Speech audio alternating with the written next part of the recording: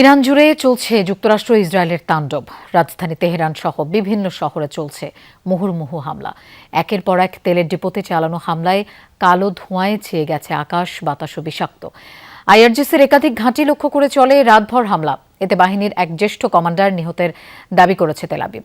এছাড়া হামলার টার্গেট হয়েছে অস্ত্র উৎপাদন কারখানা ও সংরক্ষণাগার। রেইনবো অলরাউন্ডার এক্সটেরিয়র পেইন্ট বাড়ির বাহিরের দেয়ালের সুরক্ষা নিয়ে থাকুন নিশ্চিন্ত।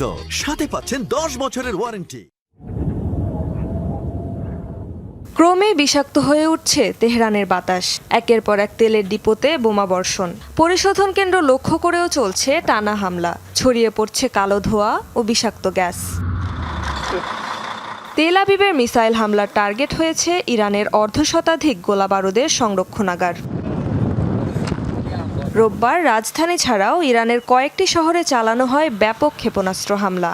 এর মধ্যে ছিল তাবরিজ, ইস্পাহান, বন্দর আব্বাস, আহভাজ এবং ইয়াজদের আশেপাশের অঞ্চল। বিস্ফোরণের জেরে ভয়াবহ অগ্নিকাণ্ডের শিকার হয়েছে অনেক ভবন।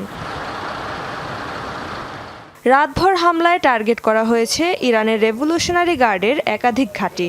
আক্রান্ত হয়েছে পুলিশের কার্যালয় এবং আধা সামরিক বাহিনীর কমান্ড সেন্টার। ইস্পাহানে আইআরজিসির সিনিয়র নেতা আলী হাশেমিকে হত্যার দাবি করেছে ইসরায়েল। অঞ্চলটিতে বিপ্লবী গার্ডের ডেপুটি কমান্ডার ছিলেন তিনি। নিহত আয়াতুল্লাহ আলী খামেনির আরও এক সহযোগীকেও হত্যা করা হয়েছে। এছাড়া ইরানের রকেট ইঞ্জিন উৎপাদন কারখানা এবং ব্যালিস্টিক ক্ষেপণাস্ত্রের কয়েকটি লঞ্চিং সাইটেও বিমান হামলা চালানোর দাবি করেছে আইডিএফ। রেজবানা সায়মা, যমুনা নিউজ।